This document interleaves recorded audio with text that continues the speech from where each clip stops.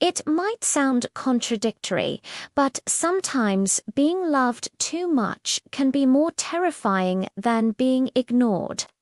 We often talk about neglect in toxic families, but we rarely discuss the other extreme, the children who grow up locked in a spotlight that never turns off. From day one, you were the angel baby, the model student. Every step you took was carefully choreographed. You were never allowed to fail, and you were certainly never allowed to disobey. If you showed even a hint of dissatisfaction, you'd hear that familiar guilt trip. We sacrificed everything for you. How can you be so ungrateful? So you learned to comply. You killed off your true self. But now, as an adult with a perfect life, you feel a suffocating emptiness. You might be sitting in a high-rise office, yet you feel like an imposter. You might spend 30 minutes staring at a takeout menu, terrified of picking the wrong dinner. You aren't being dramatic. This is an invisible scar left by overtension today. I want to dive deep into the psychological trap of the good child and how to save yourself. Let's look at what this looks like. I call it the perfect hollow person. If this is you, you possess a near supernatural radar. You walk into a room and instantly know who's upset. This isn't because you're naturally considerate. It's a survival instinct. In your childhood home, your parents' emotions were the weather, and you were the farmer whose survival depended on predicting the storm. So you learned to satisfy needs before they were even spoken. You learned to apologize before anyone got mad. This strategy protected you as a kid, but today it's your prison. The most common symptom is decision paralysis. Without an external command, you simply cannot move. I see 30-year-olds facing major life choices, or even small ones like buying a coat, whose first thought is on to, "I like this." But will mom think it's too old-fashioned? You have a jury living in your head, judging your every move before you even make it. The deeper pain is emotional disconnection. Many good children don't know what joy or anger feels like, only anxiety or numbness. Because growing up, your emotions weren't allowed. Crying was weak. Anger was ungrateful. You became an exquisite mask with no one behind it. Why does this happen? It's a pathological state called enmeshment. A healthy parent-child relationship is a process of slowly letting go. But in these families, the parents refuse to exit the stage.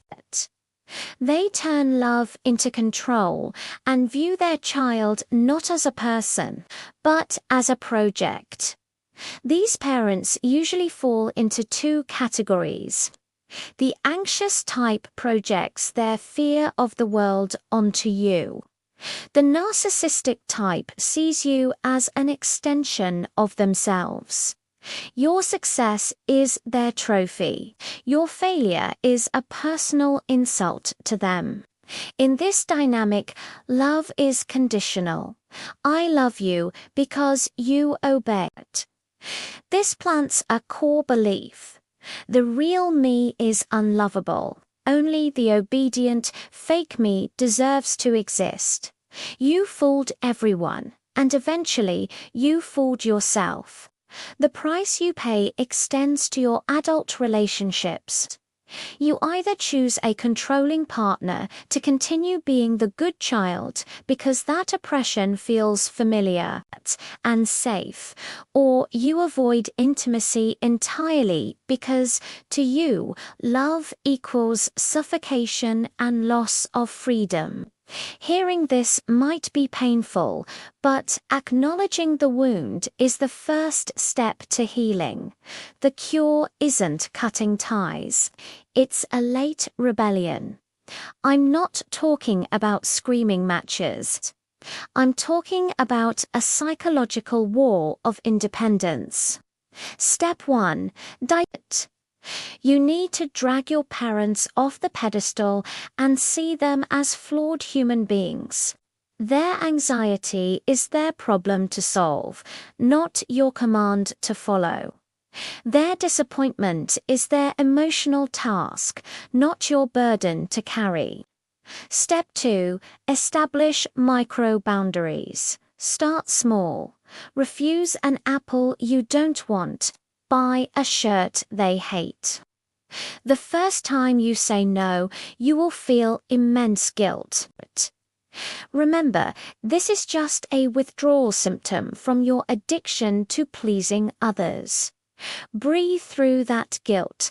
Sit with it for a few minutes. You will realize the sky didn't fall, your parents didn't collapse, but you successfully defended your territory. That is where true growth begins. Step 3. Find real pleasure. Treat this like rehab for your feelings. Do something useless, something your parents would hate but makes you relax. Stare at a wall, learn a niche hobby. In these moments of no purpose, your true self will finally start to breathe. To all the good children out there, you've played the perfect role for too long. It's a wrap. Disappointing others isn't the end of the world. People who leave because you set boundaries never loved you. They only loved your compliance. Betraying the script they wrote for you is the ultimate loyalty to your own life. The road might be a bit lonely, but at the end of it stands the free, radiant version of you. If you're ready for this rebellion, let me know in the comments. Don't forget to subscribe. See you next time.